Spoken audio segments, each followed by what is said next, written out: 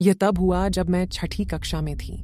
मैं अपनी माँ के साथ मेट्रो से घर जा रही थी और एक आदमी पेपर बैग लिए हमारे सामने खड़ा था। वह बोझिल महसूस करते हुए मुझे घूर रहा था, इसलिए मैंने मेरी माँ से सेल फोन लेकर यूट्यूब देखने लगी। इस तरह मैंने उसे अनदेखा करने की कोशिश की, लेकिन उस आदमी ने अचानक कहा, यह मेरी बेटी जैसी दिखती है। पहले तो मुझे आश्चर्य हुआ, लेकिन जल्द ही मेरी समझ में आया और मुझे राहत मिली, क्योंकि ऐसा लग रहा था कि उसका कोई खतरनाक इरादा नहीं है। माँ ने उत्तर दिया, ओह धन्यवाद, और उससे बात करना बंद करने की कोशिश की, लेकिन उसने बोलना जारी रखा। आपके बेटी की उम्र लगभग मेरी बेटी के बराबर ही लगती है। आपको इतनी रात गए सबवे से यात्रा करने में कठिनाई हो रही होगी, और डर भी, है ना? फिर उसने अपने हाथ में पकड़ा हुआ पेपर बैग हमें थमाया और कहा, मैंने आज कुछ ब्रेड बनाई है, इसे अपनी बेटी को दे दो। मेरी माँ ने कई बार मना किया, लेकिन वह विनती करता रहा। आप जानते हैं कि इस समय बहुत से बच्चे आमतौर पर भूखे होते हैं। यह सचमुच बहुत स्वादिष्ट है। उसे मना करना मुश्किल था, क्योंकि वह एक या दो बार नहीं, बल्कि बार बार उसे लेने का अनुरोध कर रहा था। इसलिए हमें वह पेपर बैग लेने के लिए मजबूर होना पड़ा, और उसे मैंने अपनी गोद में रख दिया और अगले स्टेशन पर पहुंचने का इंतजार करने लगे। थोड़ी देर बाद हम उतरने वाले थे।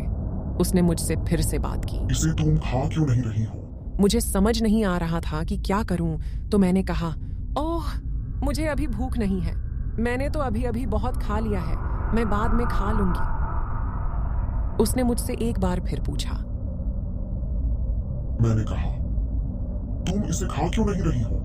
उसके चेहरे के हाव भाव एकदम से कठोर और विचित्र हो गए थे।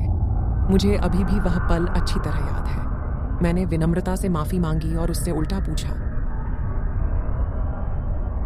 कि इस बार आप अपनी बेटी के बजाय मुझे यह ब्रेड क्यों दे रही हैं? तो उसने जवाब दिया, ओह, क्योंकि मैं अपनी बेटी को नहीं देख सकता। मेरी माँ, जो चिंतित हो रही थी, वह चुपचाप बगल से मुझे देखती रही और मुझे अपने पास खींच लिया। स्वीटी, हम जल्द ही उतर रहे हैं, इसलिए हमें दरवाजे के पास खड़ा होना पड़ेगा। वह मुझे दरवाजे के पास ले गई और उतरने से पहले 10 मिनट तक वह आदमी मुझे देखता रहा। हमारे स्टेशन पहुंचने से ठीक पहले वह हमारे पास आया और बोला, मैंने तुम्हें ब्रेड दिया, तुमने उसे क्यों नहीं खाया? क्यों? क्यों? हम सबवे में थे, इसलिए हम कुछ भी नहीं कर सकते थे। इसलिए हम जल्द से जल्द स्टेशन पर पहुंचने के लिए बेसब्री से इंतजार कर रहे थे। सौभाग्य से हम कुछ ही समय बाद स्टेशन पर पहुंच गए और उसी क्षण हम सबवे से ऐसे निकल गए जैसे कि हम भाग रहे हों। मैंने घर जाते समय उस आदमी ने दी हुई ब्रेड खाने के बारे में सोचा। हालांकि मुझे थोड़ा संदेह हुआ कि उसने मुझे इसे खाने के लिए इतना मजबूर करने की कोशिश क्यों की, इसलिए आखिरकार मैंने इसे फेंक दिया। जितना अधिक मैंने इसके बारे में सोचा था, उससे भी अधिक यह डरावना था।